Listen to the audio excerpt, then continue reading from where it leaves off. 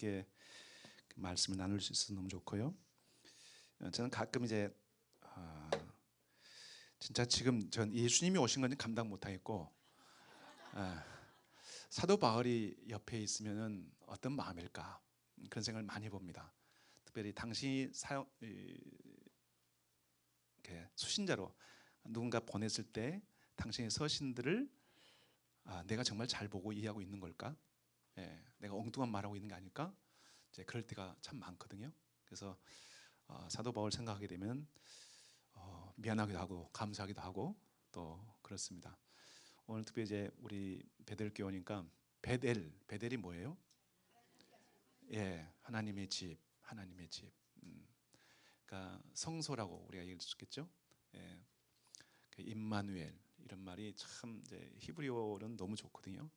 근데 이곳에 하나님 말씀을 함께 하고 또 나누고 이러기 때문에 저 자신은 너무너무 좋습니다. 그래서 오늘은 제가 이제 어떤 말씀을 함께 할까 하다가 제가 이제 가야 할 시간이 얼마 남지 않고 목사님이 한 달 붙들어 주셨는데 시간이 금방 지나갔어요. 그래서 원래는 제가 이제 이달 24일 날 가야 되는데 작년이죠. 작년에 제가 유대인 목사님 모시고 와서 통역하고 이제 가려고 그러는데 목사님 이런 제안이 있어서 전 너무 좋아가지고 그러면 제가 항공권 이제 좀 옮기겠습니다. 그래서 24일 날로 옮겼어요. 저는 1월 24일 날로 옮겼는데 그 항공사에서는 12월 24일 날로 옮겨놓은 거예요. 저는 그것도 모르고 27일 날 크리스마스 다 보내고 3일 지난 다음에 저희 이제 집사람이 여보 그 언제 오는지 시간을 좀 알고 싶으니까 비행기표 보내주세요. 네, 그리고 보내줬어요. 그때 바로 연락 왔어요. 지났네. 사비네가 지나버렸어요. 예. 그래가지고 이제 근데 이쪽은 얘기하려니까 그분 토요일이야 또 그때가. 그러니까 이분이 어떻게 할 수도 없고. 근데 결론은 살아났어요. 그러니까 저 같은 개인이 하게 되면 그 비행사에서 그냥 이미 끝났어. 3일 지금 5일 지난 거예요. 월요일 날 처리하면요. 근데 그 저를 해줬던 곳은 이제 그 항공 그 여행사인데 1년에 한 2만 명을 보낸 그 회사예요. 그러니까 이 항공사한테 잘못하면 안 되잖아요. 그래서 다시 이틀 3일을 더 이제 줄여가지고 24일 아니라 21일 날 그래서 이제 가게 됩니다. 그래서 가지만은 가기 전에 목사님 몇 번 또 봐야 되고 여러 번 또 봐야 되는데 목사님 마치 오늘 이렇게 기회를 주셔서 제가 며칠 전에 말씀을 보다가 이 말씀을 좀 나눠야겠다. 그게 이제 사도행전이에요. 사도행전인데 전체적인 이제 뉘앙스는 다 알겠지만은 어떤 말씀을 보면은 너무 잘못 번역되어 있는 게 많거든요. 표현이 잘못되어 있는 것들이 그 가운데 하나를 잠깐 이제 보려고 하는 거예요. 예를 들어서요. 근데 저희가 이제 그렇게 보게 되면 너무 서운하니까 사도행전 전체를 한번 보자. 그러니까 사도행전이란 말이 뭐예요? 사도들의 행적, 그렇죠? 사도들의 행적. 그러니까 쉽게 말하면 어떻게 사도들이 그 행적이 뭐냐면 결론이 뭐냐면 사도행전의 가장 중요한 그럼 구절이 어딜까요? 여러분이 많이 찾는다면 몇 장 몇 절? 1장 8절. 노하신 분 손 들어보세요. 그러니까 이러면 다 안 하겠죠. 어쨌든 다 동의됐어요. 1장 8절로 하십시오. 다 같이 시작. 오직 성령이 너에게 임하시면 너희가 권능을 받고 예루살렘과 사마리아와 땅까지 유대가 빠졌나요? 죄송합니다. 이래 참 큰일 났어요. 예루살렘과 온 유대와 사마리아와 땅까지로 내 증인이 되라 이렇게 말씀하셨어요. 근데 이 말씀이 정말 사도들에게 말씀하셨는데 그 얘기는 뭐냐면 저는 사도행전을 성령행전 이렇게 봤어요. 그러면 결론이 뭐냐면 복음이 지금 점진적으로 밖으로 나가는 것을 지금 얘기해 주는 것이 사도행전이에요. 그렇잖아요. 근데 그러면 사도들에게 예수님이 말씀하셨던 그 말씀이 사도들이 적극적으로 그 일을 행했을까요? 안 했습니다. 죄송하게도. 사도행전 1장 8절의 실현은요. 언제 일어난 줄 아세요? 8장 1절이 일어나요. 무슨 말이냐면 여러분이 사도행전 전체를 볼 때 1장에서부터 7장까지는 예루살렘에서 있었던 얘기예요. 성령이 폭발적으로 일어나서 어땠습니까? 3,000명, 5,000명이 회개했다 할지라도 그들은 어디에 있었어요? 복음을 전하지 않았어요. 밖으로요. 근데 그 복음이 어떻게 전해져요?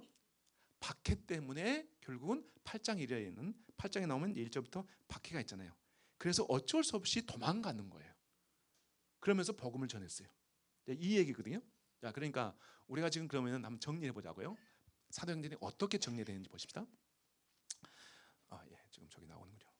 먼저 감사합니다. 예. 자, 우리가 먼저 한번 오늘 주제니까 한번 다 같이 읽어볼까요? 시작. 이는 이들이 사도들의 토라에 대해서, 교제에 대해서, 떡됨에 대해서, 기도에 대해서 전념하였더라. 그 다음에 제가 11장 오늘 26절 이 말씀이 또 저에게 오늘 주어진 말씀인데요. 시작.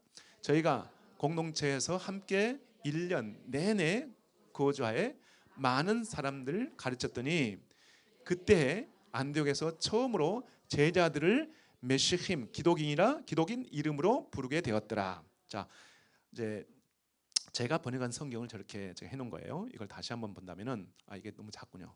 여러분 눈 좋죠? 매 눈 아니세요? 이게 의미가 없네 이러니까. 오케이. 자, 그러면은 우리가 사도행전 자 보십시다. 사도행전 1장에 보시면은 사도행전 1장은 어떤 내용일까요? 주로 예수님이 지금 바로 승천하기 전에 부활하신 다음에 40일 만에 이제 제자들과 많은 말씀을 나누시고 마지막으로 제자를 불러가지고 지금 당신이 감람산에 승천하시면서 오늘 목사님 말씀을 설교할 때 여러분 굉장히 중요한 말씀을 많이 하셨는데요. 예수님 왜 감람산에 승천하셨을까요?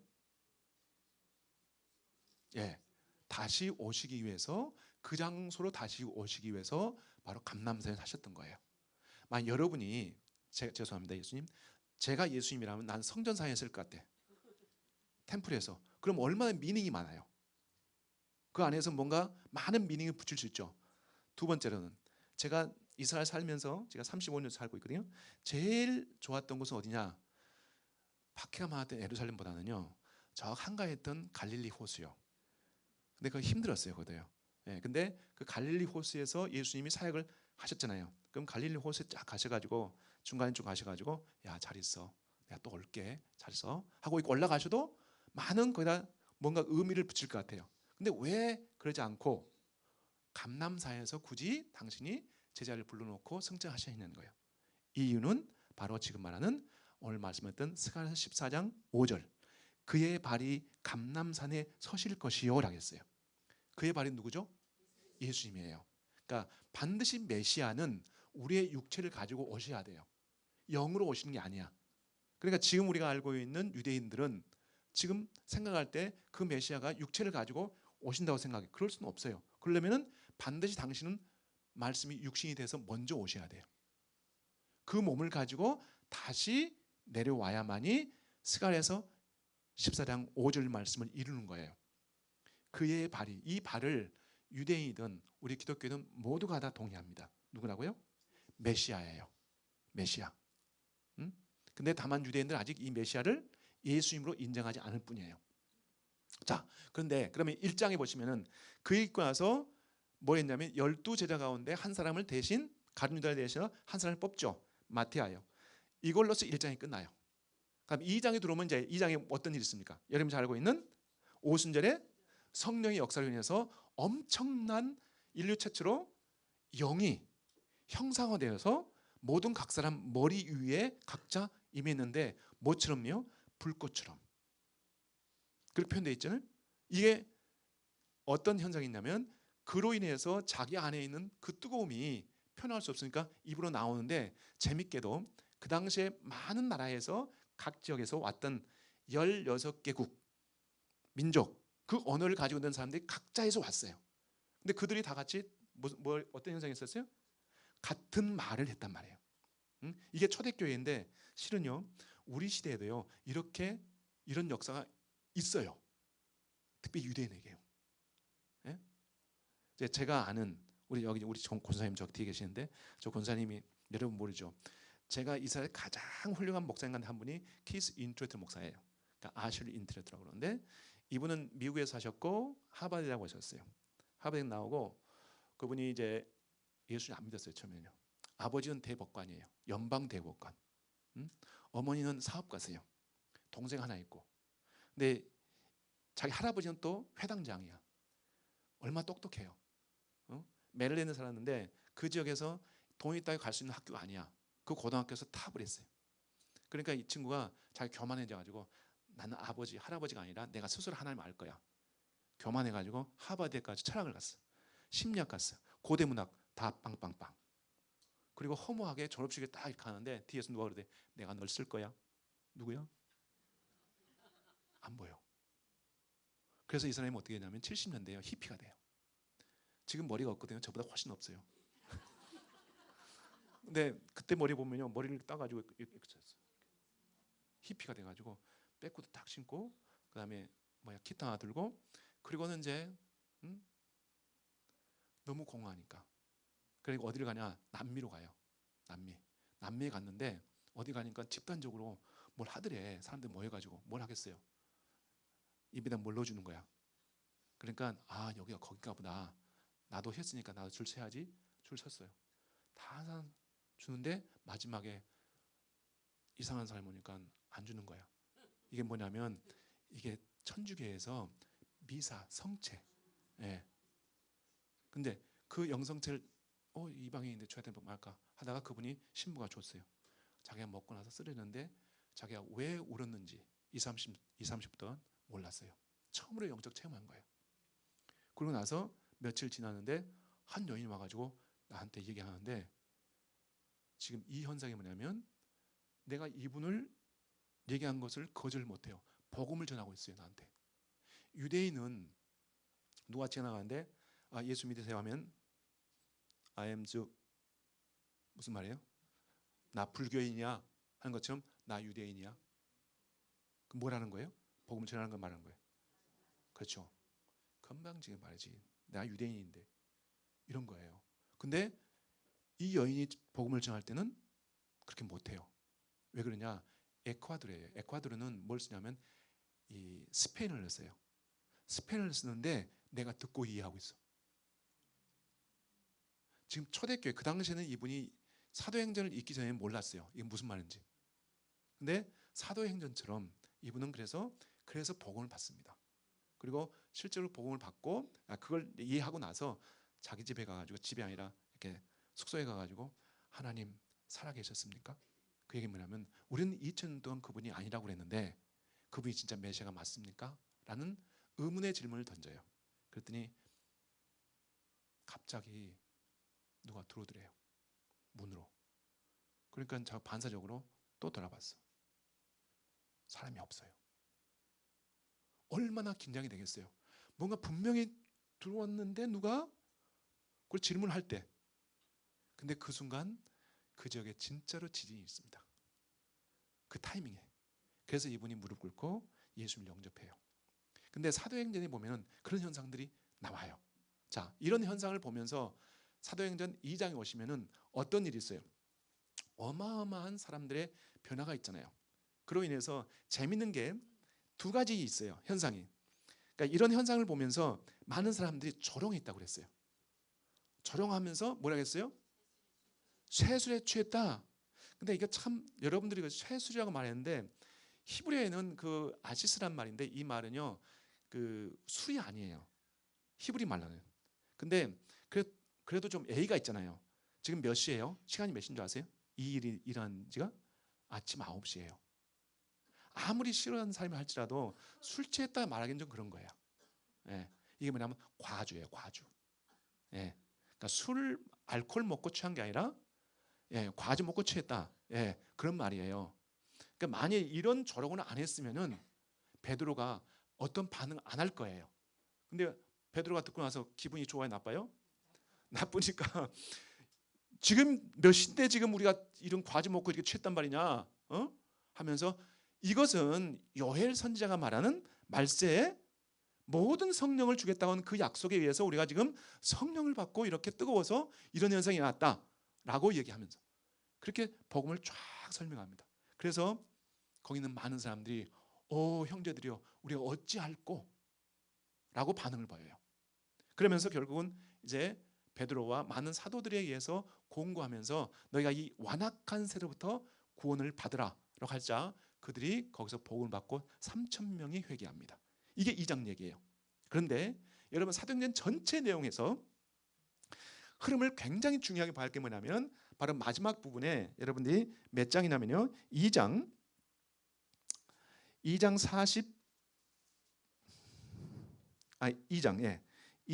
43절로 47절 말씀을 여러분들이 꼭 염두에 두시기 바랍니다. 이 내용 전체가 6장까지 전체 내용을 다 대변해요. 6장 7장이요. 그러니까 5장까지 정확하게 5장까지 일어났던 모든 얘기를 이 안에 담아놨습니다. 여러분 다 읽어보셔야 돼요. 그런데 바로 그 전에 42절을 한번 읽어볼까요? 여러분들이 시작.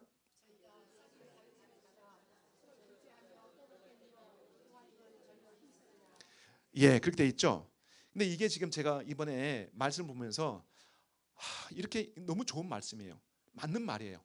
근데 이게 지금 원래 사도 바울이 이렇게 쓰는 게 아니에요. 자, 이런 현상이 있자 많은 믿는 자들에게 뭘 했냐면 네 가지를 당부합니다. 첫 번째, 가르침에 대해서, 그러니까 사도들의 가르침에 대해서 지금 전념을 하겠고요. 사도들의 그다음에 뭐냐면 가르침과 그다음에 가르침에 대해서, 그다음에 교제에 대해서, 그다음에 떡을 떼는 거에 대해서, 그다음에 기도에 대해서 전념하라고 가르쳤어요. 그러니까 이걸 지금 이 네 가지를 하나로 서술적으로 만들어 버리니까 여기에 준 미닝이 원래 주고자 하는 미닝이 아니에요. 그러니까 믿는 자들에게 뭘 요구했냐면 네 가지를 요구했어요. 첫 번째, 사도들의 뭐예요? 가르침. 이 가르침이라는 말이 우리 히브리어로 보면 토라예요. 토라. 토라 그러면 여러분들이 이제 미닝을 뭐라 하면 가르침, 교훈, 율법 이 세 가지를 다 같이 있어야 돼. 그러니까 여기서 지금 가르침이라고 말하니까 교훈이라든지 율법이라는 말은 빠져버려요. 그래서 오히려 여기서는 사도들의 토라에 대해서 전념하라겠고요. 그 다음에 두 번째 뭐라고요? 교제에 대해서. 그 다음에 떡 떼는 것. 떡 떼는 건 아마 이게 여러분 이제 구목사님 가르쳐 줄 거예요. 주로 성찬식에 관련된 거예요. 예. 그 다음에 네 번째 뭐예요? 기도에 전념했다고 그랬어요. 그러면 여러분 나중에 보시면 아시겠지만 이 네 가지를 가지고 초대교회에는 이 네 가지를 가지고 쉽게 말하면 바이블 스터디 했다는 거예요. 끊임없이 이 사이클로. 이게 지금 제가 마지막에 보는 아까 본문 봤던 11장 26절에 보시면 그리스도인이란 말이 나오잖아요. 이 사이클로 네 사이클 가지고 1년 동안 먹고 자고 하면서 나온 게 결과적으로 뭐예요? 그리스도인이라고 했어요. 왜 그러냐면은 지금 사도행전 11장 26절은 누가 쓴 거예요?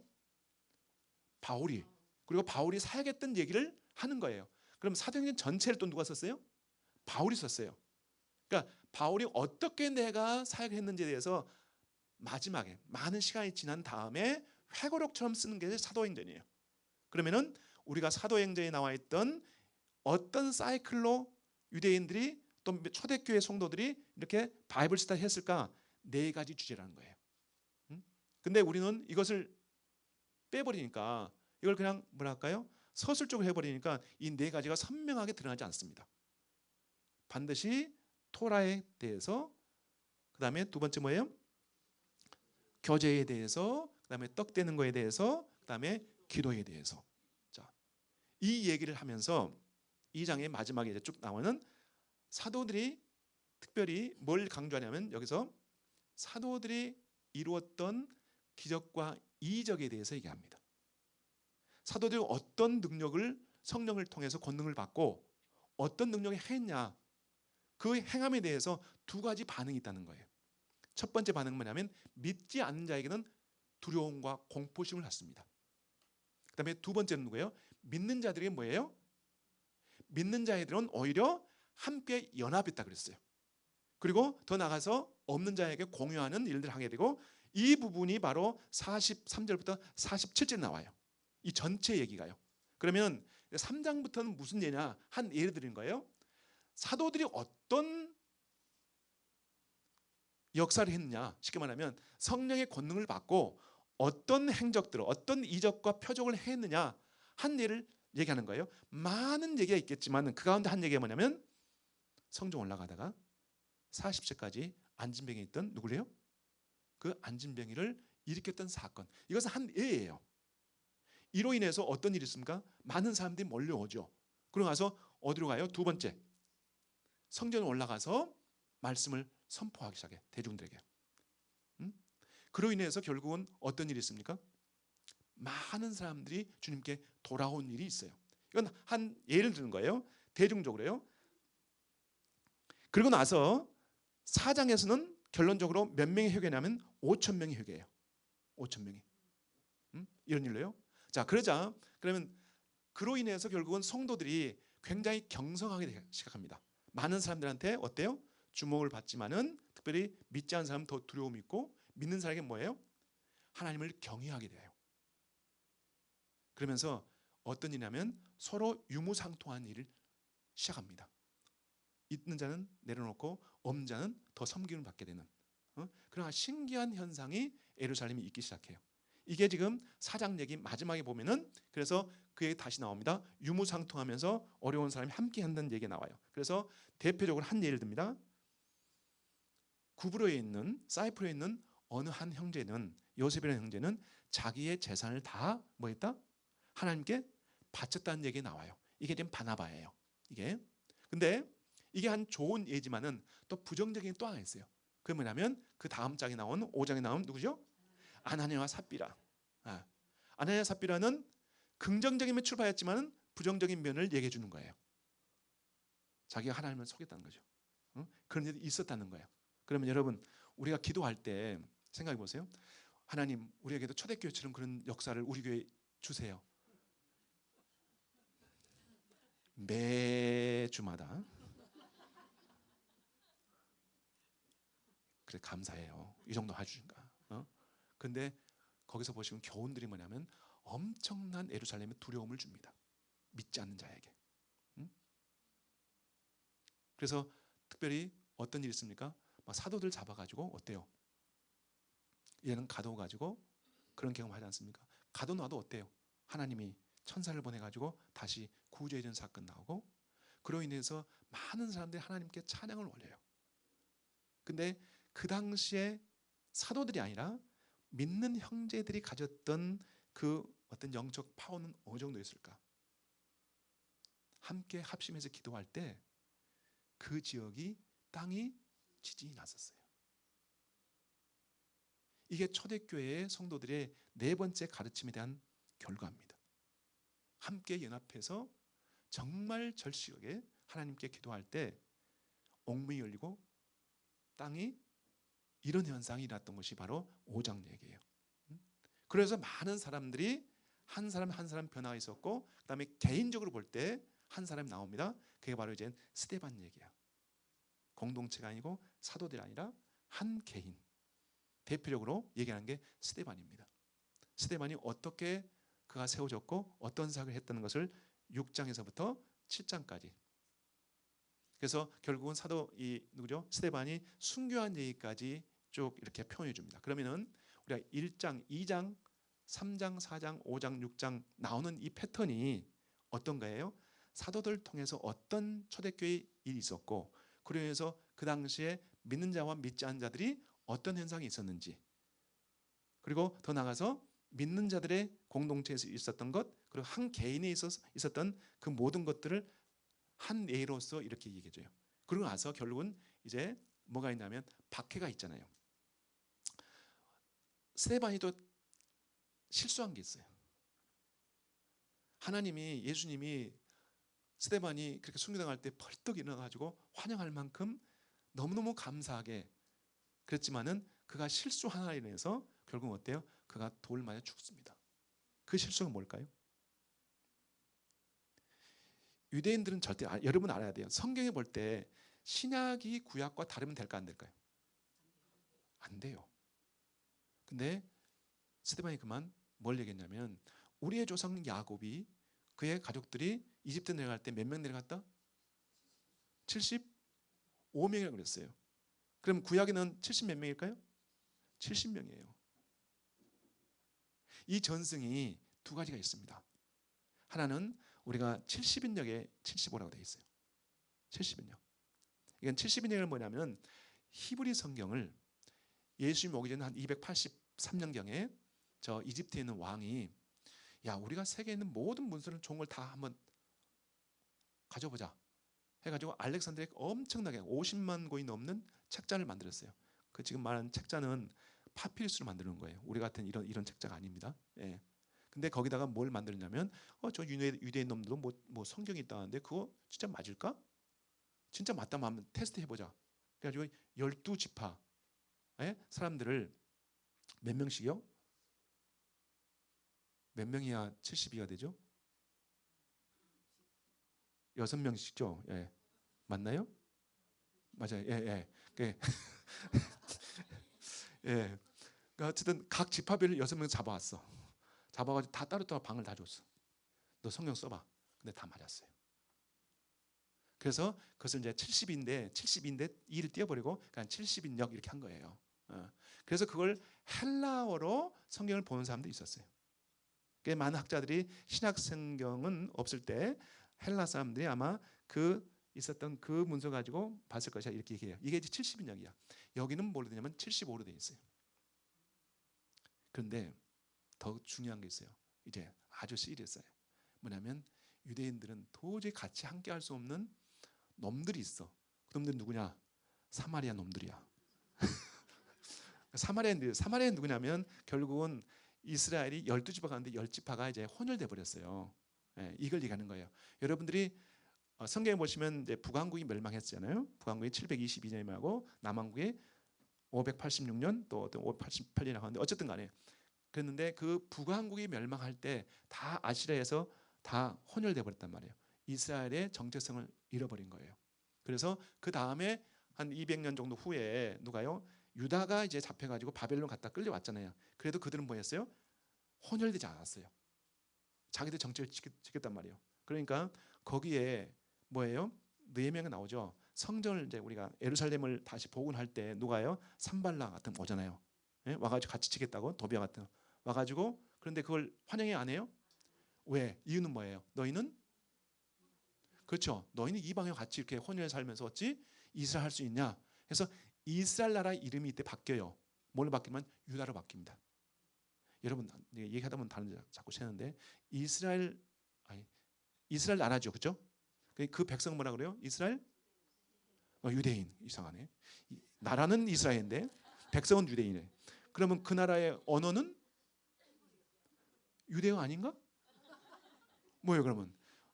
나라는 이스라엘, 백성은 유대, 언어는 히브리어. 이게 어떻게 된 거예요? 이게? 여러분 이 구별되세요? 예, 안 되니까 필요한 거죠, 같은 사람이요. 예. 자, 유대인들은 전통적으로 자기 언어를 어디까지 보냐? 조상 아브라함까지 봐요. 그러니까 아브라함 그다음 누구예요?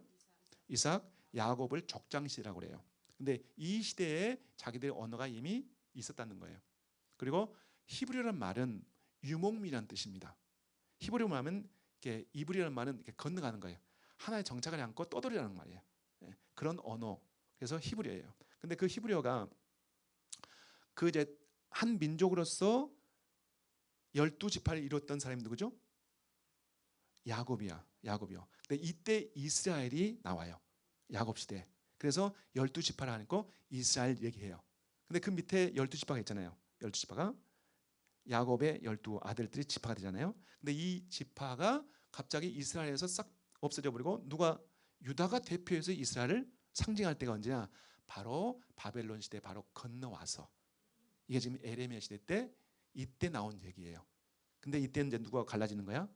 10지파 너희들은 우리하고 같이 있을 수 없어 해가지고 그 상징적인 게 사마리아인들이야.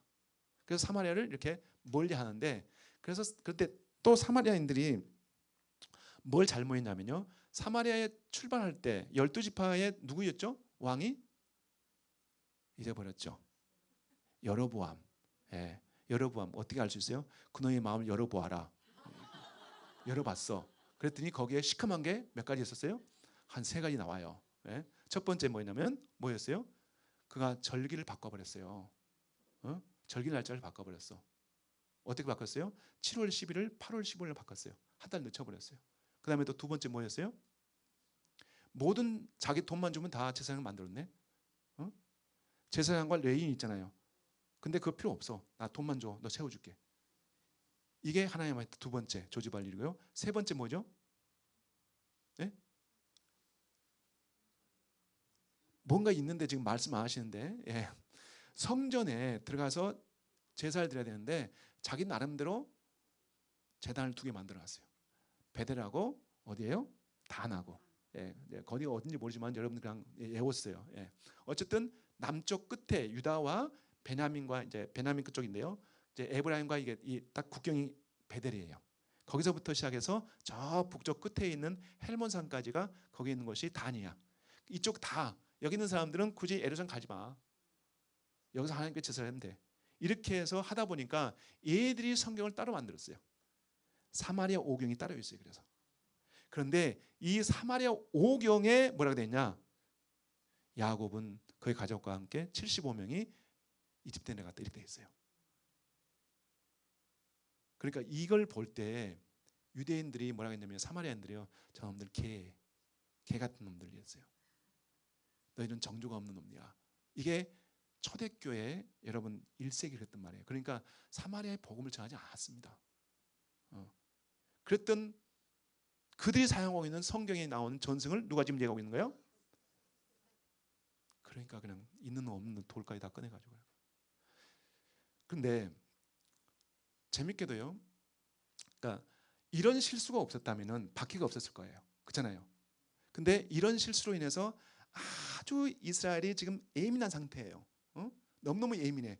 근데 한 가지 실수로 인해서 그 모든 걸 거기 다 쏟아부어 버렸어요. 그러면서 어때요? 이스라엘에 있는 모든 제자들 외에는, 사도들 외에는 다 열방으로, 다 쉽게 말하면 모든 지방으로 다 흩어져 버렸단 말이에요. 결과적으로. 그래서 8장 1절이 그래서 나온 거예요. 그래서 8장 1절을 보면 뭐가 나오죠?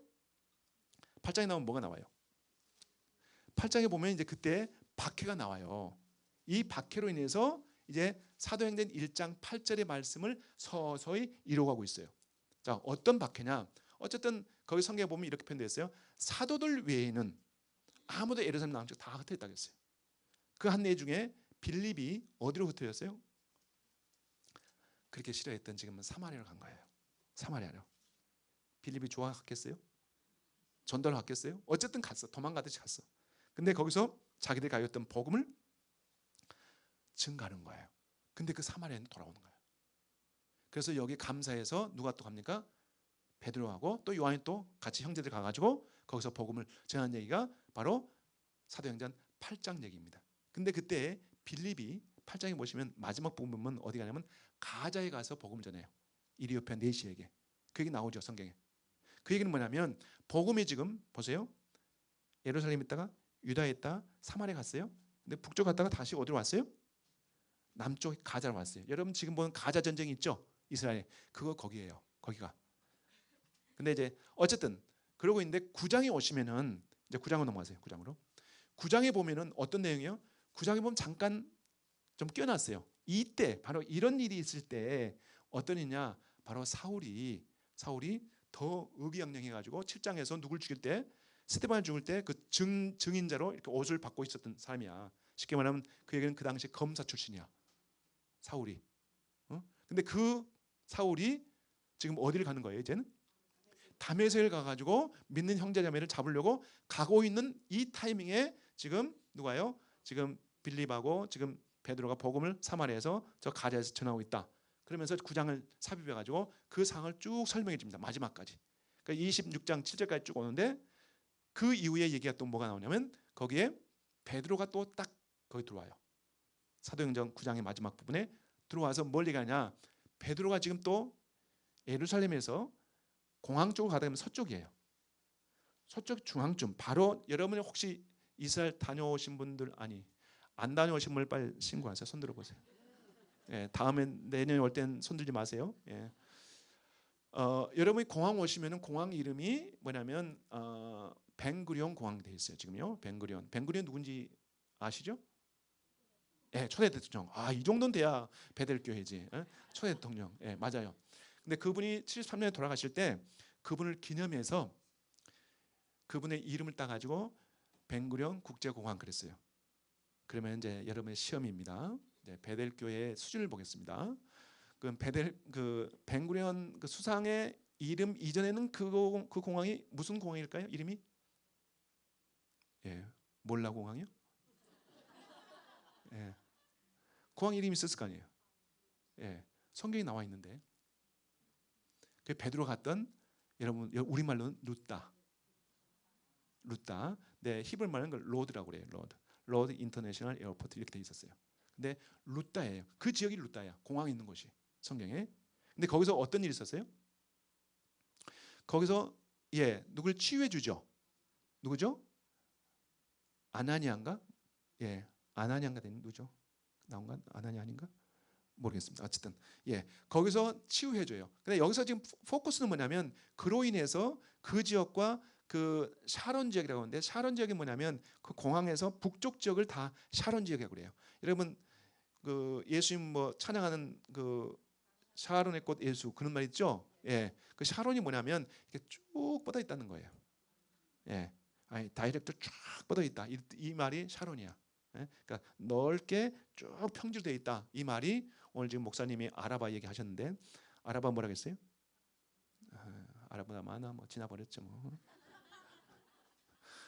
아라바란 말이 이제 히브리 말로는요 평지라고 표현해 좋은 말이에요. 뭐냐면 평야. 그게 뭐냐면 아라바 지역에 여러분들이 그 지역은 어디냐면 사막이라고 성경에 나와 있어요. 어디냐면은 이사야 35장 보시면은 사막에 꽃이 피라고 했죠. 사막에 꽃이 피어 향기 내리라 할 때 그 사막이 아라바라고 되어 있는데 아라바는 사막도 여러 사막이 있어요. 아라바는 어디냐면 사해 부분에 여리고 부분에 있는 지역을 아라바라고 그래요. 근데 그 여리고나 이쪽 사해 쪽은 굉장히 넓어요. 평지가 이렇게 평평해요. 그래서 아라바라고 그러는데 어쨌든 지금 샤론 지역까지 복음이 이 아나니아를 이제 살려줌으로 인해서 병 있다가 깊이 있다가 베드로가 치유해주고 그로 인해서 결국은 살아나서 소문이 나가지고 예수님을 많이 믿었다 이거예요. 그러니까 여러분 초대교회에서는요 이적과 표적은 그의 능력이 무엇 때문에 일어난 줄 아세요? 맞아요. 복음을 전하게 한 수단이었습니다. 지금 많이 일어나지 않는 이유 왜 그럴까요? 제가 봅니다. 성경이 있어요. 각자 다요. 근데 그 당시에는 성경이 없어요. 그러니까 예수님 이름으로 굉장히 많은 사람의 복음을 전할 수 있는 가장 좋은 게 뭐였어요? 그런 치유의 능력이 필요했던 거예요. 그 자체가 목적이 아닙니다. 자, 이러자 바로 옆에 있던 한 25km 떨어져 있는 지중해 해변에 있는 항구 도시가 있어요. 세계에서 가장 오래된 항구예요. 무슨 항구일까요? 요빠. 요빠가 말이 요빠 오빠가 아니라 요빠. 근데 요빠 항구인데 그 요빠 항구에 누가 있었습니까? 또 누가 거기서 죽었죠? 다비다라. 다비다 같죠? 그 죽자마자 어땠어요? 다락을 올려놓고 여러분 이스라엘은요 바로 24시간 이내에 묻습니다. 이스라엘은 바로 묻어야 돼요. 왜요? 날씨가 그렇죠. 굉장히 더운 날이기 때문에 빨리 부식해요. 우리는 며칠이 왜? 우리는 적절히 좀 그렇죠? 저기 스카데만도 저쪽에 추운 나라는 7일장 한 이유가 있어요. 그거는 빨리 안 되거든요. 그러니까 이스라엘은 하루 만에 바로 해야 돼요. 근데 바로 죽자마자 뭐였어요? 누굴 데려왔어요? 베드로를 바로 한 25km 되는 거니까 거기서 바로 갔다가 그다음 올 수 있는 거리예요. 그래서 성경에 보시면은 지금 이게 몇 장 얘기예요?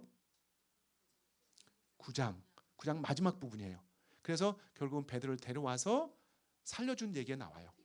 그러면 10장에 들어오면 10장에서 이제 또 무슨 얘기입니까? 이제 이 사이에 또 스토리가 있어요. 뭘 끼웠냐면 이때 가이사랴에 누가 백부장이 있는 고닐료를 얘기해요. 아주 의로운 사람이고 아주 하나님께 경건한 사람이야. 경건하다 표현할 때는요 이방이 경건하는 건 뭐냐면 유대인처럼 할례도 하고 절기도 지키는 사람을 얘기해요. 이방인인데 그리고 백부장인데 이런 일을 하면서 심지어 이제 매일 하루에 한 번씩 오후 3시 되면은 하나님께 기도하는 사람이야. 이렇게 있었던 그 고닐료에게 하나님 천사가 나타나 가지고 야 너 저기 요바에 가면 누가 있다? 그를 데려오라. 그래서 결국은 하루 반 전에 가가지고 있는데 그들이 3명이 가가지고 베드로를 만나려고 딱 한 그 순간 바로 몇 분 전에 베드로가 갑자기 배가 고파. 왜 배가 고픈지 모르는데 너무 배가 고파가지고 비몽사간에 아니 왜 좀 빵이 좀 주지 빵도 안 주고 말이야. 그러고 있는데 비몽사간에 뭐가 환상 가운데 뭘 보죠? 뭘 보죠? 여러분은 다 먹죠. 다 먹죠. 예, 저도 먹습니다. 예. 왜요? 아무튼 남이 먹으면 안 되니까 내가 먼저 다 먹어야 돼. 예. 안 좋은 건 내가 먹어야죠. 예. 근데 유대인들은 절대로 먹어서는 안 되는 것도 있잖아요. 예, 각광류 안 먹습니다. 예? 지금도 안 먹어요. 절대 안 먹습니다. 제일 안 먹는 게 뭔지 아세요? 돼지고기. 그래서 제일 안 좋은 욕이 뭔지 아세요? 다 해도 그 얘기하면 안 돼. 너 돼지 같은 그럼 절대 안 돼. 예. 그게 유대인들한테 아주 큰 욕이에요. 예. 근데 여러분 저는 먹는 건 자유롭게 먹으십시오. 먹는데 다만 한 가지 레위기서 11장 레위기서 11장은 뭐예요? 11 젓가락장이에요. 젓가락장. 예. 먹는 문제. 예. 이건 구별해라. 이건 먹지 마라. 이건 먹어라 하는 얘기예요. 근데 저는 그걸 어떻게 이해하냐면요. 이건 종교적으로 신앙적으로 얘기 아니에요. 우리의 건강을 위해서 좋은 음식 먹으라 그거예요. 근데 하나님이 유대인들을 너무 사랑하셔가지고 내가 성경 번역하면서 막 어떻게 이럴 수 하나님 도대체 어떻게 이렇게 표현하십니까? 뭐냐면 레위하고 제사장들 있잖아요. 너는 야 정결한 음식 먹어야 돼. 절대로 먹으면 다른 거 안 먹어. 먹으면 안 돼. 근데 정결한 이게 육식입니다. 정결한 고기들하고요 부정한 고기의 차이가 있어요. 부정한 놈들은 새끼를 무지 많이 낳아요. 쥐, 돼지, 아무튼 새끼 무지 많이 나. 예. 근데 정결한 것들은요 꼭 한두 마리만 나요. 예. 양, 염소, 사슴, 노루, 소, 그렇잖아요. 근데 그런 거 먹으라 그러면 사는 말이 그래도 야, 그 정결한 놈이 어떻게 죽었으면은 그것도 먹지 마. 응? 먹지 말되 그거 가져와가지고 이방인한테 팔아라 그랬어요. 아니 하나님, 아니, 이 정도까지야.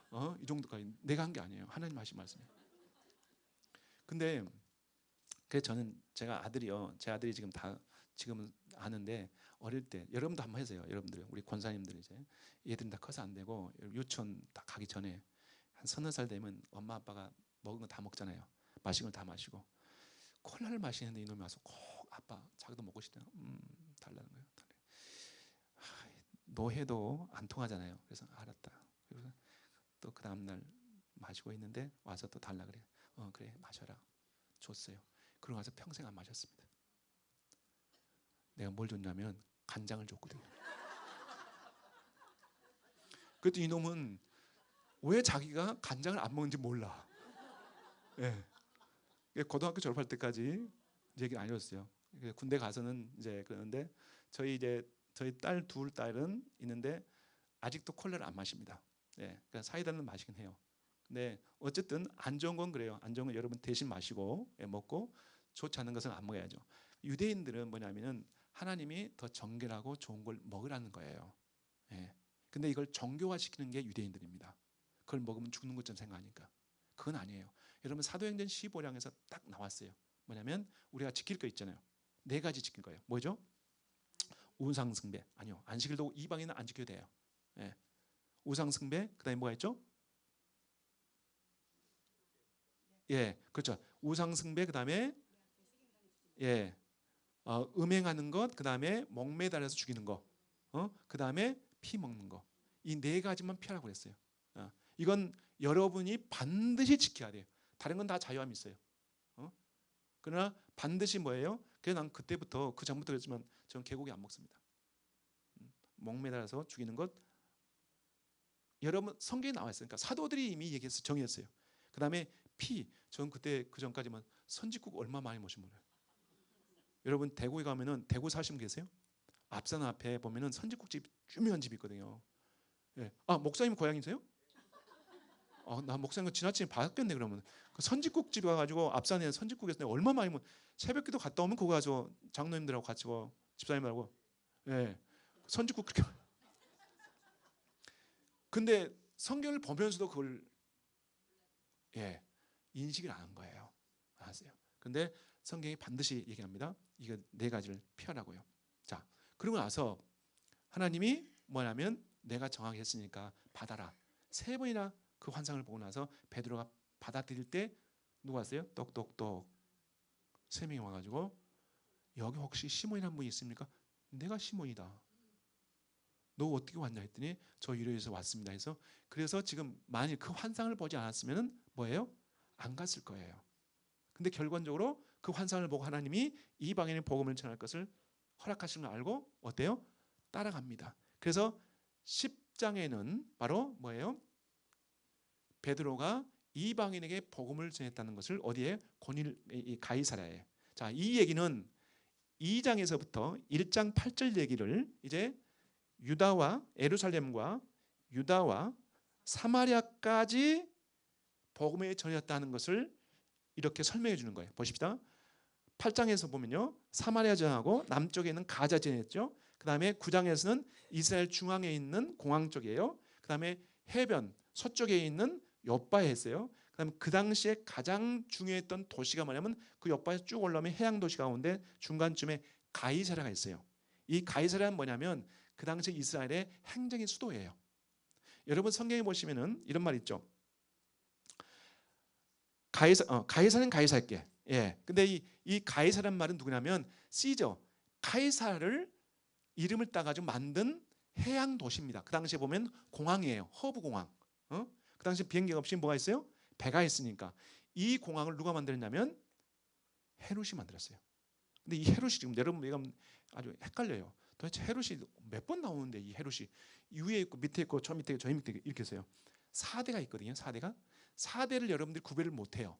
그러니까 지금 이 공항은 누가 만들었냐면 이 항구는 바로 일대 이 헤롯의 헤롯 대왕이라고 그래요. 이 대왕이 BC 20년부터 12년까지 12년 동안 만든 공항입니다. 쉽게 말하면 항구 도시예요. 너무 잘 만들어놨어요. 그래서 그 당시에 황제 이름을 따가지고 이것을 가이사랴, 당시에 헌정합니다.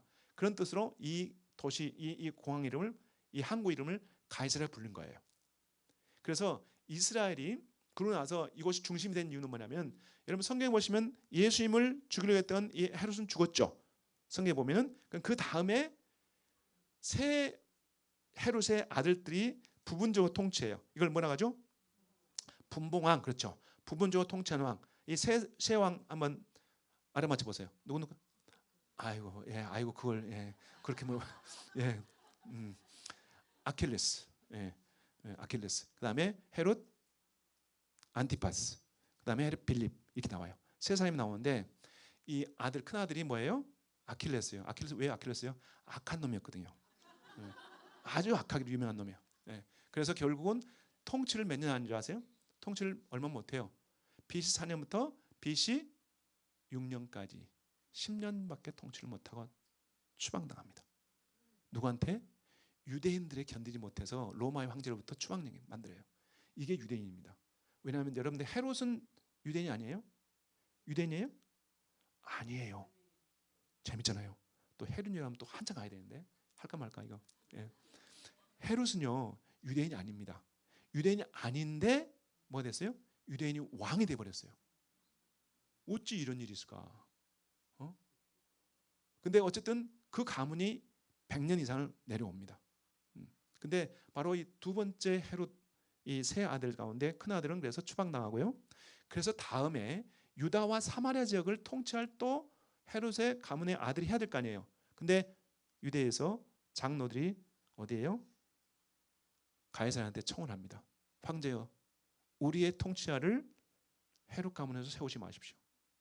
그 얘기는 뭐냐면 만일 세운다면은 우리는 당신 인정을 않겠습니다. 우리의 통치자로 뭐 하게 되는 거, 반란하겠다는 거예요. 그래서 유대인들이 눈치를 봐가지고, 왜냐하면 여러분 아셔야 돼요. 유대인들은 작은 숫자지만요 로마에서 가장 저항력이 강했던 민족입니다. 나라도 아니었어요. 지방이었어요. 여러분 이거 얘기하면 또 다른데 로마에요 그 뭐냐면 기리온 군단이 있습니다. 군단. 1개 군단이 몇 명인 줄 아세요? 몰라요. 저 시간 없으니까 5,800명, 6,000명이에요. 그 6,000명이면은 한 민족을 쓸어버렸어요. 그러면 로마에 보면 그 당시 보면요, 저 북쪽에 있는 시리아, 지금 말하면 시리아 쪽이요, 아람 지역이요, 한 제국이었어요. 거기도 하나, 남쪽에 있는 이집트 2개 군단이면 그냥 평정했어요. 근데 그 시대에 이스라엘이요 3개 군단이 있었어요. 이게 이스라엘이었어요. 그러니까 이스라엘에게 처음부터 안 되겠다 싶어가지고 대신 뭐냐면 헤롯의 아들을 세우지 않고 대신 집정관, 총독이 가서 대신 유다와 사마리아를 통치합니다. AD 몇 년부터?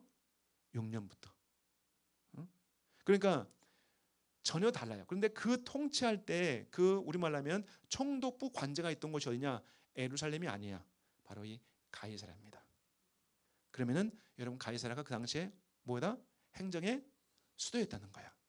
자, 여기까지 다시 말하면 이스라엘 전체의 복음화가 되는 시대가 언제냐? 어디까지냐? 사도행전에서 말할 때는 10장까지예요. 10장까지 이스라엘이 예수님이 말씀하신 것처럼 예루살렘과 온 유다와 사마리아까지 복음이 전한 것이 몇 장까지다? 10장까지 사도 바울이 지금 쓰고 있는 거예요. 그 스토리를 그 안에 쫙 넣어가지고 우리한테 전해주고 있어요. 그럼 11장은 뭘까요? 11장 오늘 이제 우리가 본문 나온 얘기인데 11장의 핵심은 세 지역이 나와요. 세 지역이. 그 지역이 여러분 가운데 찾아보세요. 뭐라고 나왔나? 세 지역이 어디죠? 구브로 나온가요? 베니게 나온가요? 몇 절이 나오죠? 베니게, 안디옥. 예. 몇 절이 나오죠? 19절. 자, 이게 중요합니다. 그럼 11장에서 뭘 얘기하려고 하냐? 바로 이제 예루살렘, 아니 이스라엘 밖에, 그러니까 이스라엘에서 복음이 다 됐고 이제 어디로 가요? 사마리아, 아니 땅 끝까지 가기 위해서 첫 번째로 지금 외국에 이스라엘 밖에 복음이 전해준 것이 어디냐? 이걸 얘기해 주는 거예요. 그 지역이 어디라고요? 구브로, 예, 구레네, 안디옥. 그러니까 이 이름이 다 지금 다르니까 이게 구레네를 뭐 같은 그 어떻게 온라인 사이프로인데요. 그 당시에 이제 그 뭐 달리 표현했습니다. 뭐 어쨌든 세 지역이 어디냐? 오늘날 지금 베니게인가요? 베니게는 어디냐면 레바논, 오늘날 레바논. 그 다음에 안디옥은 어디냐? 오늘날 터키 남쪽. 그 다음에 마지막이 뭐예요? 구브로. 구브로는 그냥 구부러진 곳이 어디냐면 그 안디옥과 지금 레바논에서 왼쪽으로 지중해 쪽으로 보면 섬이 하나 있어요. 오늘날 사이프러스 섬이라고 그래요. 예, 그 지역이 구브로예요. 바로 이 지역이 우리가 아까 말씀드린 사도행전 2장에 4장에 나온 거 보면 뭐냐면 그 자기의 모든 재산을 다 털어가지고 하나님께 드렸던 누구예요? 바나바. 예, 바르나바. 그 지역이 바로 이 사이프르예요. 이 세 지역에 복음이 전했다 이 얘기예요. 11장에서는. 그런데 재밌게도 세 지역에 복음을 전했는데 불구하고 다 먼저 누구한테만 복음을 전해요? 유대인들에게만 전해요. 유대인 놈들이에요. 자기들 몰라. 네. 지금 여기 이스라엘 와서요. 여기 우리 서울에도요. 그 랍비가 있어요. 왜요? 자기 유대인에게만 토라 가르치고 유대인에게만 할례하도록 하기 위해서 나와 있는 사람이 있습니다. 지금도요. 예. 근데 안디옥에 있는 형제들은 어땠어요? 달랐어요. 뭐였어요? 이방인의 복음을 전했단 말이에요. 그 얘기가 오늘 지금 핵심입니다. 자, 그러고 나서 11장 얘기 나오면 또 11장은 조금 우리가 패스합시다. 다시 돌아올 거예요. 거기서 지금 이제 뭐가 나오냐면 그거 떠나갑시다. 12장으로 잠깐 좀 갑시다. 12장 가면 무슨 얘기 나오죠? 그러면 예, 베드로 갇힌 얘기. 근데 베드로 갇히기 전에 누굴 또 야고보를 어땠어요? 예, 순교당했죠. 네, 여러분들 이 얘기를 하면서 베드로를 또 이렇게 순교하려고 하잖아요. 잡아가 참수하려고 그래요. 근데 베드로를 왜 안 했죠? 뭐 때문에? 그 당시가 유대 절기야. 절기 때에는 아무리 나빠도 뭐예요? 풀어줘야지 참수할 수는 없어요. 근데 이 왕이 누구냐면 이게 이제 헤롯의 손자예요. 3대야. 그러니까 헤롯 제일 위에. 두 번째 아까 얘기했죠? 아들 때 얘기했죠? 그 다음에 그 밑에 급들이야. 손자급인데 그 손자의 이름이 이제 우리는 그 안티오쿠스라고 그래요. 누구? 죄송합니다. 그 이름을 내가 헤롯의 3세 아는 사람 손 들어 보세요, 빨리. 얘기해 주세요. 아그리파스. 네, 아그리파스 1세입니다. 그러니까 3대예요. 3대. 그다음에 아그리파스 4세가 있어요. 그건 나중에 24장 나오면은 뭐예요? 베드로 이거 바울이 자기 변명할 때 나온 또 헤롯 있죠. 이게 4세입니다. 그럼 3세에 대해서 얘기하는데요. 이게 재미있는 얘기가 뭐냐면은 지금 그가 대중들의 환심을 사기 위해서 사도들을 죽였단 말이에요. 첫 번째 죽인 사도가 누구예요? 돌아가신 분이 야곱이에요. 야고보를 우리는 구약에 나와 있나요? 이름이 야고보가 있나요? 없죠. 이게 헬라식으로 표현한 거예요, 지금요. 그럼 뭐라 할까요? 우리는 야곱, 야곱 이렇게 얘기하죠. 어쨌든 야곱을 참수하니까 많은 대중들이 그 아그리파스를 막 칭송해요. 그러니까 좋네 이거. 그럼 내가 전 두목을 누구지? 전 가운데 12주간 누구냐? 베드로를 잡아와. 잡아가지고 참수하려고 하는데 이 절기 끝나면 하자 하고 지금 절기가 끝나길 기다리고 있을 때 교회 성도들이 우리 베델교회가 지금 구목사에 잡혔단 말이야. 그러니까 이것도 은혜야. 목사님 가서 막 깨주고 다치야만 여러분 기도하지 안 해. 아무튼 빨리 여러분들 선교하려면 목사님 밖으로 보내서 주여. 제가 아는 목사님은 그래요. 미국에 있는 목사님이 그렇게 나가서 깨주고 오니까 교회가 막 다 뒤집어져요. 어쨌든 지금 12지파 가운데 지금 베드로를 잡아가지고 다른 사람 데려왔으면 안 그럴 텐데 어때요? 자기 이제 리더를 잡아가니까 교회 전체 지금 다 모여가지고 마가다락방에서 지금 뭐 하고 있어요? 기도하니까 하나님 형이 천사가 나타나가지고 그를 어땠습니까? 쫙 데려가가지고 나가는데 꿈인 줄 알았어요. 꿈인 줄 알았어요. 난 거기서 한 가지, 저는 이제 이스라엘 살고 있잖아요. 가끔 올디스를 갑니다. 그러면 거기 한 가지 내가 보고 싶은 게 있어요. 철문을 지났다 했어요. 철문을 지나서 길을 건너자 천사가 떠났다 했거든요. 근데 물론 지금부터 2000년 전이니까 철문이 지금까지 있을 수 없죠. 있을 수 없죠. 그러나 위치는 어디일까? 가끔 생각이 옵니다. 여기 어디 아닐까? 여기 어디 아닐까? 저는 제가 이제 제일 제 개인적으로 힘들 때 가장 은혜가 됐던 지난날 돌아보니까 그런 거예요. 지금은 좀 힘들죠. 근데 뭐에 제가 위로를 받냐면 아침에 새벽에 집사람은 4시 전으로 일어나가지고 새벽기도 가자. 여러분 이스라엘 새벽기도가 없습니다. 그럼 교회도 없고 회당도 안 열어요. 그러면 이제 어디를 가냐? 저는 올드시티를 갑니다. 새벽에 5시쯤 가면 이제 올드시티 다 닫혀 있잖아요. 근데 불빛이 있으니까 걸어가면서 거리를 가면서 이렇게 기도할 때가 있고 또 저희는 매일 갔던 곳이 뭐냐면 아침에 새벽기도를 감람산에 갑니다. 아침에 1시간 동안 이렇게 기도하고 이렇게 오는데 여름에도 추워요. 바람이 너무 심하고 많이 부니까. 여러분 성경에 보시면 올리브산 감람산에 대해서 무슨 산으로 여러분 알고 있어요? 보면요 사무엘에 보면 사무엘상인가요? 보면은 이 감람산은요 그 산 정상은 하나님을 경배한 산입니다.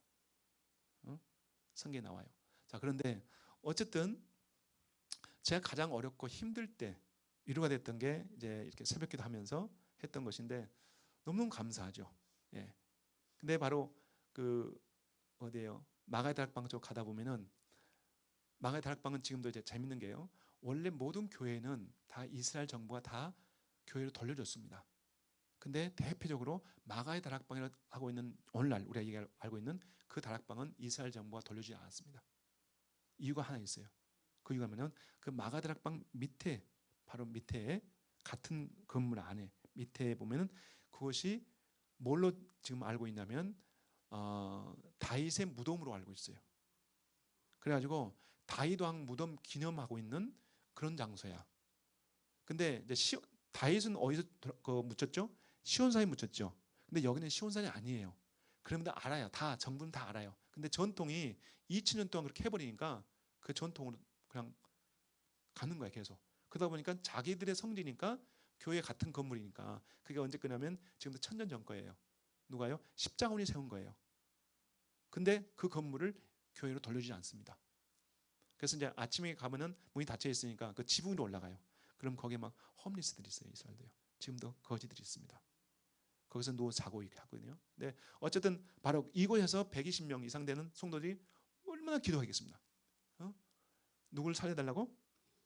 베드로 살려달라고. 기도하고 기도하는데 그때 베드로가 철장을 나와가지고 천사를 통해서 딱 가서 녹화잖아. 그랬더니 누가 나왔어요? 여종 누구죠? 누구? 로데. 예, 로데. 로데가 가지고 베드로 소리를 듣고 나서 열렸어요, 안 열렸어요? 너무 좋아가지고 안 열고 누구한테 뛰어갑니까? 막 뛰어가지고 베드로 살아났다 했더니 야, 또 이상. 아니 기도하면서 울면서 하나님 베드로 살려주소 하고 기도 열심히 했는데 베드로 살았다니까 안 믿어. 응? 이 사건이 뭐냐면 지금 12장에 나오는데 왜 이 얘기를 하는 줄 아세요? 여기 재밌는 얘기였습니다. 바로 그러고 나서 이렇게 해서 살아났던 베드로가 이제 나중에 나오고 그를 죽이려고 했던 이 헤롯이 갑자기 죽어요. 어디서요? 아까 말했던 가이사랴에서 자기 영광을 취해서 죽어요. 이 얘기는 일반적인 의미가 없었어요. 근데 역사를 볼 때 굉장히 중요합니다. 성경에 나와 있는 얘기를 몇 년도에 이 일이 있었을까? 여러분 몇 년도에 이 일이 있었을까요? 응? 언제쯤? 그러니까 예수님이 돌아가신 것을 우리 AD 30년에 생각하세요. 30년? 그럼 지금 이때 지금 베드로가 지금 순교당하고 이때가 언제냐는 거예요. AD 100년. 그러면 100년이면 한 70년 후에 일이 있었다는 거죠. 박해가 한 70년이 있었다. 이건 아닌 것 같고요. 예. 정확하게 보면 14년 지났습니다. 이걸 우리가 굉장히 중요한 거예요. 여러분이 쉽게 말하면 예수님을 믿고 성령이 폭발적으로 오순절을 경험했던 같은 시대, 같은 날이에요. 예수님 돌아가시고 부활하신 다음에 승천하시고 10일 후에 성령이 임했잖아요. 그러고 나서 지금 뭐예요? 2장부터 5장, 6장까지 나오는 이 스토리가 몇 년짜리 같아요? 바로 하루 이틀 아니에요. 목사님을 설교하신 것처럼 3년이에요. 3년. 스데반이 순교할 때까지가 몇 년 얘기라고요? 3년 얘기예요. 왜냐하면 바로 이때 누가 예수님 믿어요? 사울이 바울이 되는 다메섹 가다가 이때 바울이 회심한 연도가 나옵니다. 그리고 나서 지금 뭘 얘기하냐면 베드로가 한번 순교당하려고 했던 이 시기가 언제인지 모르는데 바로 이 해에 누가 죽었어요? 이 아그리파스 1세가 죽습니다. 이 아그리파스는 로마 기록이 나와요. 로마에 여러분들이 지금요 로마의 황제들하고 친구였어요. 누가? 이 아그리파 1세가. 대단한 친구입니다. 헤롯이 자기의 아들을 죽였거든요. 자기 제일 사랑하는 부인이 10명이야. 등록된 부인만 10명인데 등록 안 된 부인은 등록된 자식만 15이야. 네? 말할 것도 없잖아요. 응? 그런데 헤롯이요 자기 가정만 자기 가족사를 자기가 관리하면서 죽인 사람이 몇 명인 줄 아세요? 45명이에요. 미친놈이죠, 미친놈. 그래서 이 얘기를 해줄까? 그러면 시간 들으실래요? 헤롯 얘기 해줄까? 괜찮아요? 오케이. 헤롯이 그러면 헤롯은 누구냐면은 헤롯은 유대인이 아니에요. 유대인이 아닌데 유대인이 왕이 됐어요. 왜 왕이 어떻게 왕이 됐을까?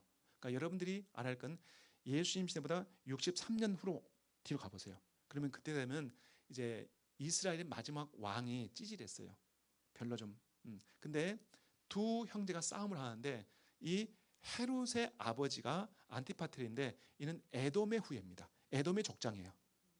근데 그가 바로 그 이스라엘의 그 권력 싸움에 서열 2인 동생 측에 들어가가지고 잘 이렇게 아참한 이러면 살았어요. 그런데 그만 로마가 쳐들어온 길을 누가 열어주냐면 바로 이 헤롯의 아버지가 자기의 주군들을 물리치고 속여가지고 누굴 들어오게 해요? 로마가 이스라엘 지배하게 해요. 자, 그러니까 결론이 뭐냐면 로마 측에서 볼 때는 헤롯의 아버지는 뭐예요? 공신이야. 그렇잖아요.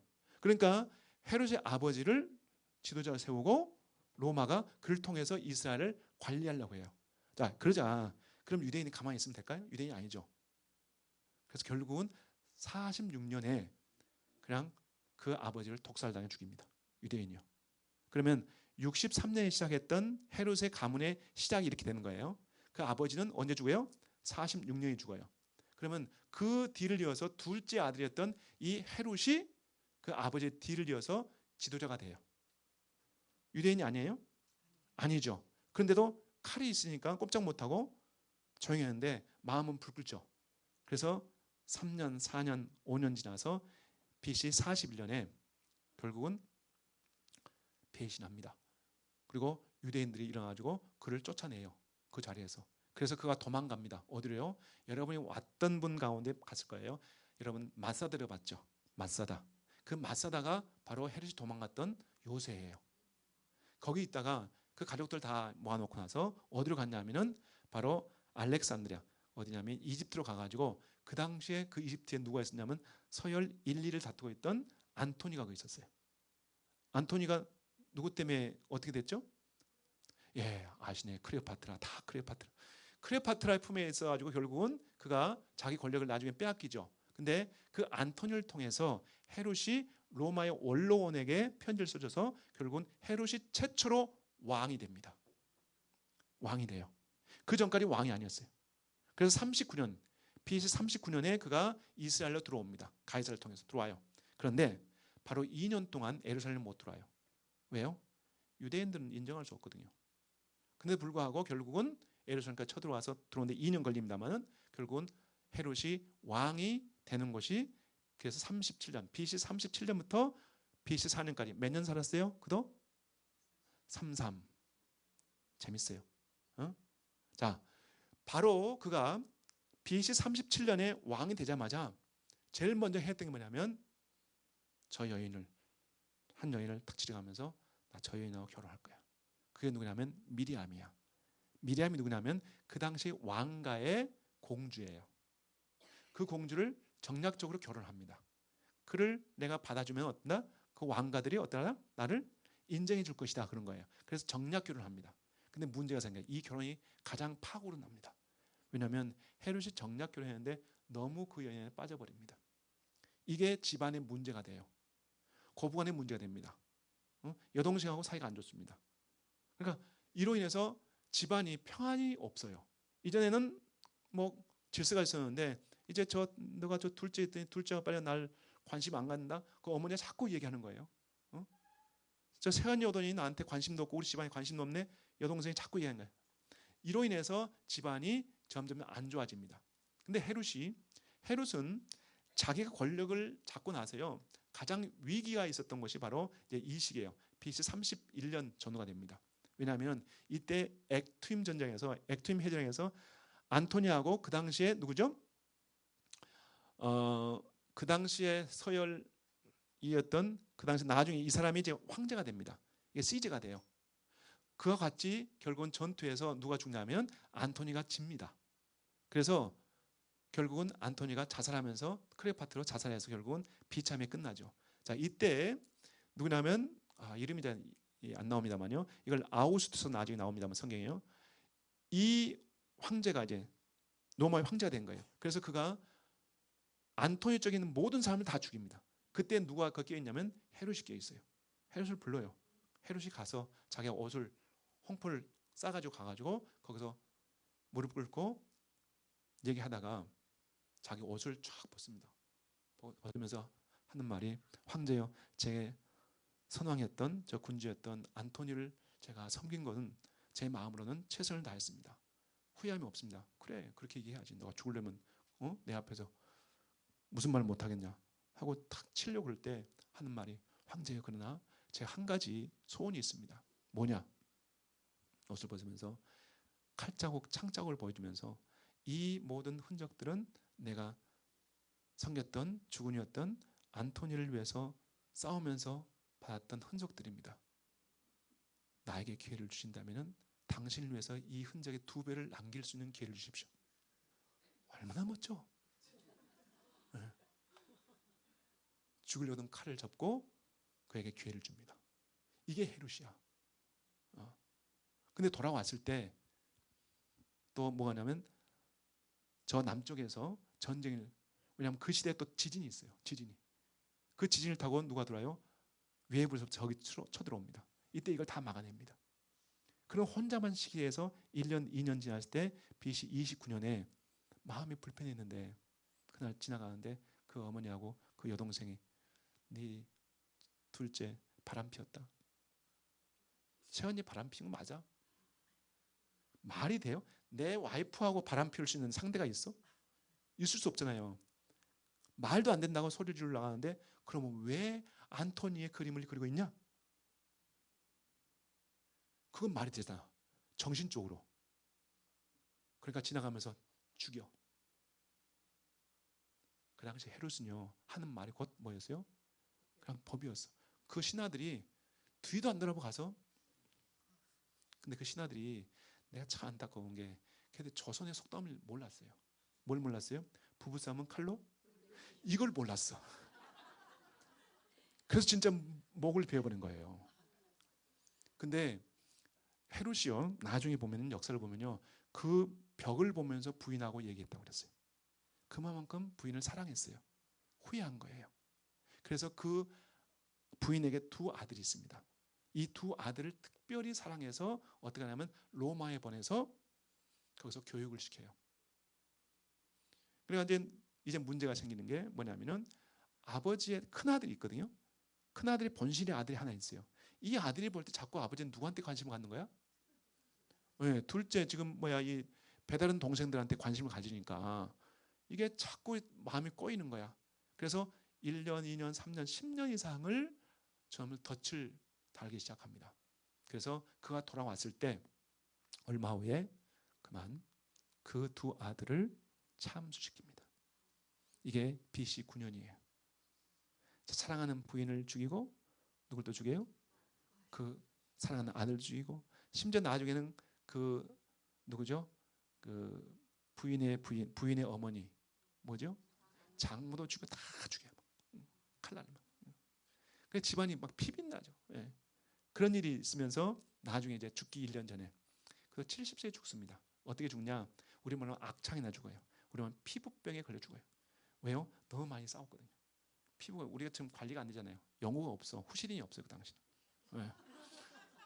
어쨌든 그렇게 하다가 결국은 한 1년 전에 어떤 일이냐면 자기가 이제 몸이 아프고 나이가 먹으니까 그래도 남아있는 동생이 하나 있거든. 남동생이. 얘야 나 좀 병만 좀 와줘. 안 와요. 왜냐? 아주 오래전에 어릴 때 젊을 때 형님 나 결혼할래요. 그래 빨리 결혼나. 신부 누구냐? 데려왔어요. 너무 아리따워. 근데 나중에 알고 보니까 출신이 이게 쉽게 말하면 노예 출신 같은 서민 출신이야. 그러니까 반대합니다. 왜? 내가 원하면 너한테 저 로마의 황제 가문에서 내가 널 배우자를 데려올 텐데 왜 하필이면 이쪽이냐?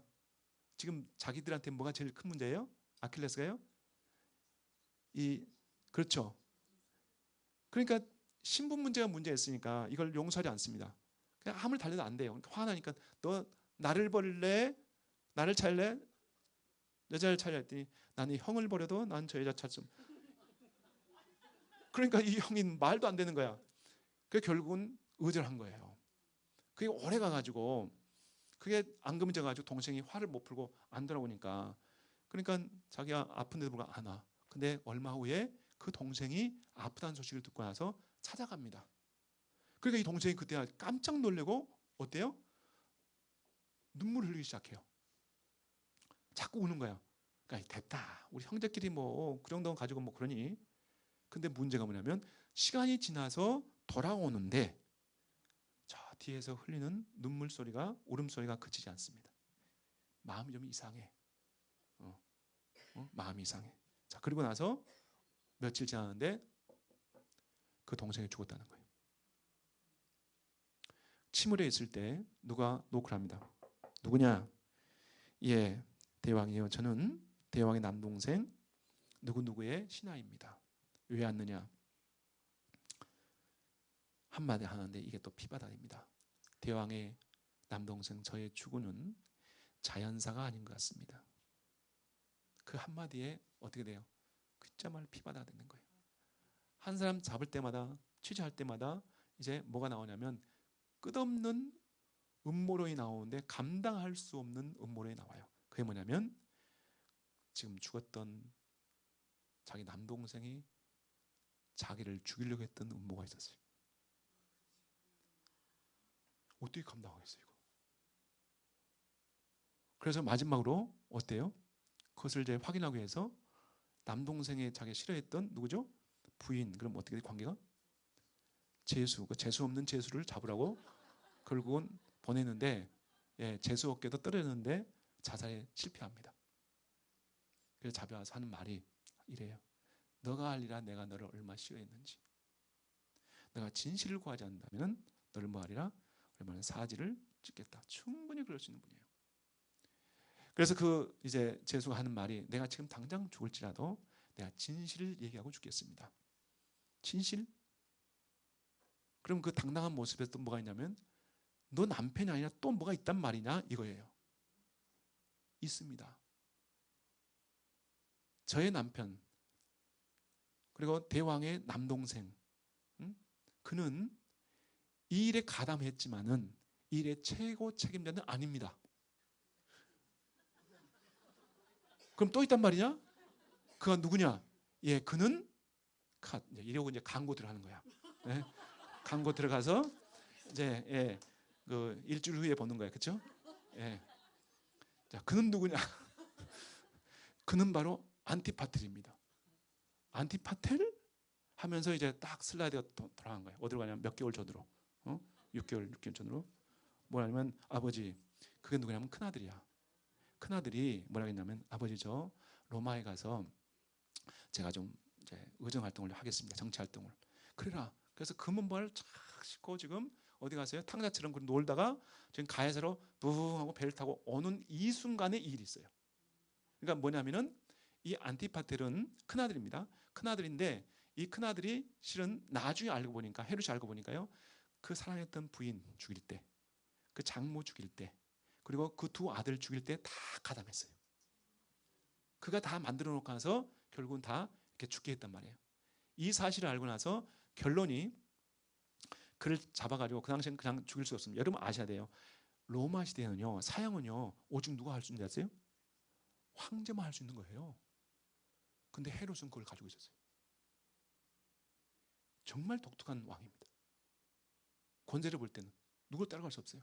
자, 그런데 뭐였냐면 그 제수를 대놓고서 신문을 하기 시작해요. 근데 거기서 보니까 쉽게 말하면 그 이제 그 먼저 제수가 하는 말이 거예요. 너가 이걸 증명할 수 있냐? 예, 있습니다. 그 증명할 수 있는 증거를 여기 있습니다. 하고 그 병을 하나 가져왔는데 그 병이 뭐냐면 이게 이집트에서 저희 남편이 바로 조카인 안티파테를 위해서 받았던 독약이야. 그 독약을 그 남편이 죽기 전에 뭘 하냐면 저희 광인 가면 이거 있을 때 가져와라. 가져왔어요. 빨리 태워버려라. 태우고 약간 남겨놨어요. 그리고 진실을 얘기를 했어요. 그 모든 과정을 쫙 얘기합니다. 그래서 자기가 후회한 거예요. 형이 저를 참 사랑했는데 내가 그 형의 사랑을 이해 못하고 내가 형을 잠깐 오해했다. 그래서 형한테 대한 뭐랄까요? 후회하면서 죄스러운 마음이 있었기 때문에 형이 왔을 때 울음을 그치지 못하고 뒤를 바라보면서 자기 눈물을 끝이 났던 거예요. 그걸 생각하면서 모든 진실을 다 얘기해 주니까 결국은 알게 됐고 그러고 나서 이제 헤롯이 그의 아들 안티파티에 딱 들어올 때 아버지가 당연히 죽어야 되는데 살아있네. 그리고 아주 너 이놈 이리 와. 착 잡아놓고 신문하기 시작하는데 이 신문할 때 그냥 할 수 없어요. 배심원이 다 있어야 돼요. 로마 법은 그렇습니다. 쫙 배심원이 있고 신문하는데 열이면 열, 백이면 백 다 아버지를 위해서 한 것처럼 다 얘기를 너무 잘해. 근데 마지막에 뭐예요? 이 증거물 때문에 그가 결국은 이제 사형을 받게 됩니다. 근데 그가 죽기 전에 어떤 일이냐? 5일 전에 헤롯이 죽기 5일 전입니다. 5일 전에 어떤 일이냐면 갑자기 그 간수와 같이 있는데 아버지가 죽은 것 같은 신호가 오는 거예요. 뭐냐면 많은 대신들이 막 우는 거예요. 그러니까 무슨 일이 있었냐? 그 헤롯이 죽기 전에요. 자기가 자살하려고 했어요. 자기 모든 권력을 모든 걸 다 가지고 있지만은 뭐야? 너무 허탈한 거야. 마지막에. 그래서 자기 칼로 자살을 할 때 이때 누가요? 대신들 가운데 누가요? 간신들이 대왕이여 죽으시면 안 됩니다. 만수무하셔야죠. 지금도 100년 살 수 있습니다. 이렇게 막 할 거 아니에요. 그러면서 우왕정하면서 그 울음이 어디까지 들렸어요? 거기 오기까지 들린 거예요. 그때 얘가 하는 말이 안티파텔이 그 관수한테 야, 너 지금 저 소리 무슨 소리니? 아버지 죽었네. 내가 이제 누구야? 왕이다. 내가 내 왕으로서 내가 할 일 제일 먼저 할 거면 네 목부터 치겠다. 빨리 이건 문 열라고. 근데 그 사실을 누구한테 알려주냐면 헤롯한테 알려줍니다. 근데 그 헤롯이 자기 죽을 뻔하면서도 그놈이 그렇게 한 거에 대해서 또 어때요? 분노가 있어가지고 내가 가서 죽이려고 하는데 내가 이럴 수도 없어. 그랬더니 그 칼을 그 간수한테 던져주면서 다른 게 아니라 이 칼로 저놈을 지금 당장 목을 베가지고 소관을 가져오라. 그 칼로, 이 칼로.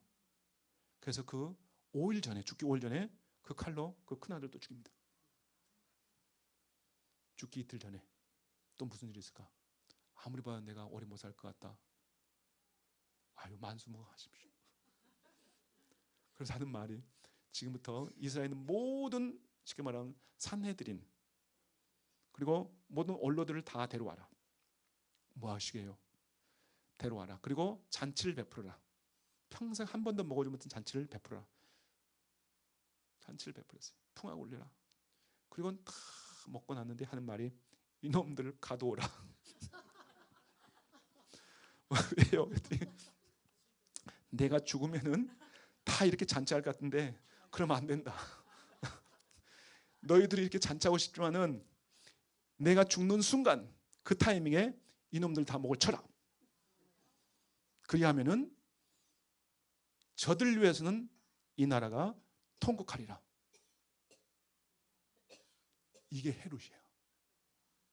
이 헤롯 앞에 유대인이 왕이 나왔는데 어디 계시죠? 베들레헴에 있다고요? 가만두겠어요? 이제 헤롯이 알겠죠. 진짜 죽일 수 있는 거. 자, 그리고 나서 죽었어요. 그 다음 얘기 어떻게 될까? 이건 다음에 와서 설명. 네, 지금 내가 얘기하다가 어디로 갔는지 모르겠어요. 지금 시간이 다 채웠는데. 예, 정리합시다. 안 되겠어요. 예. 자, 여기서 제가 다시 돌아갑니다. 정리할 게 뭐냐면은 사도행전 11장 26절을 보시면은 거기 보시면은 뭐가 나오냐면 그러니까 바나바가 다소에 가가지고 누굴 데려오죠?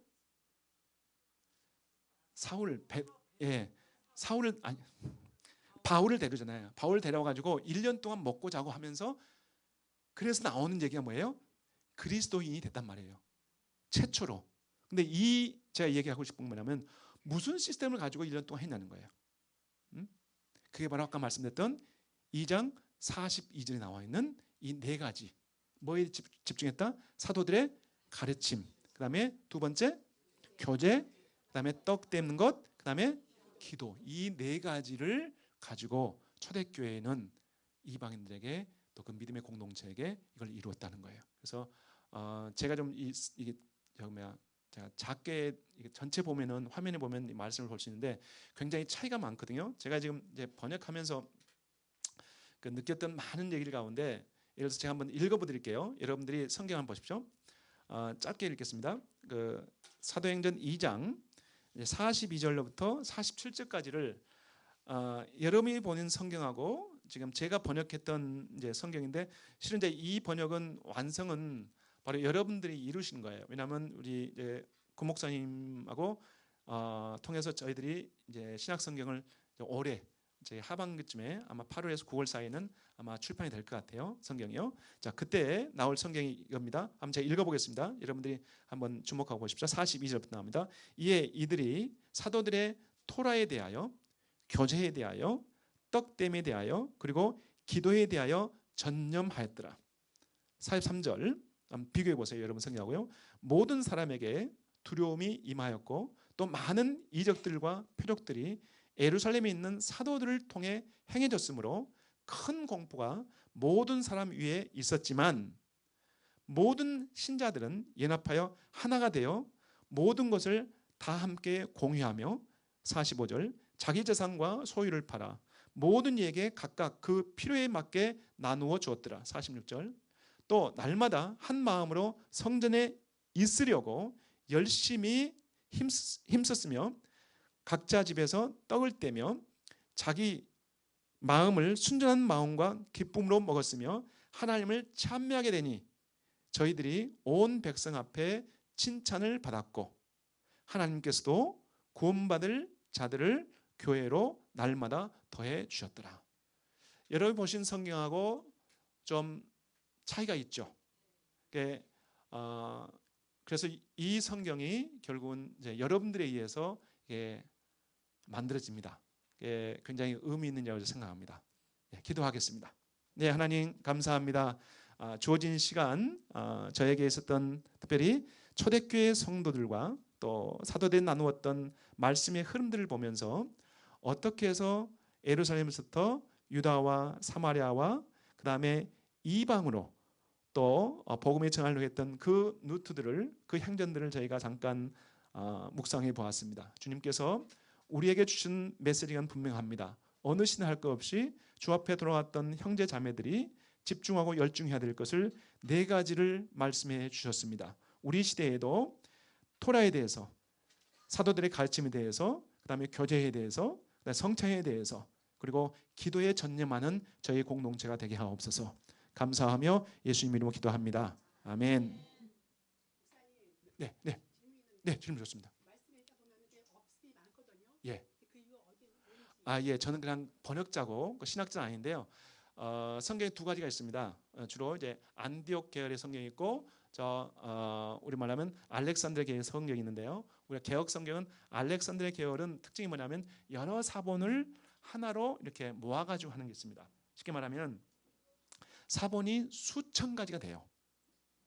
사본이, 그러니까 이 사본이 다 하나로, 그러니까 마태복음에도 다 이게 복음서 다 있는 게 아니라 조각조각 있는 거예요. 조각조각. 그런데 그 조각들이 다 맞으면 되는데 다 달라요. 그래서 위원회에서 이것을 결정합니다. 위원회에서 이 부분이 서로 너무 안 맞다. 그래서 없음 이런 것은 특별히 완전히 반대되는 것들이 많이 있거든요. 너무 이제 표현이 다르니까 그냥 그것을 없음 이렇게 해버렸고요. 그 다음에 2번째로는 안디옥 계열은 어떤 특징이냐면 사본이 하나가 있어요. 그 사본을 그냥 그걸 통째로 그냥 다 써요. 이게 특징입니다. 이게 지금 우리가 보면 킹 제임스 번역은 바로 이것 그 안디옥 계열입니다. 그 다음에 알렉산드리아 계열은 이제 우리가 지금 사고 있는 이 개혁 성경 계열입니다. 그래서 그건 이제 위원회에서 하기 때문에 저는 잘 모르겠습니다. 네, 감사합니다.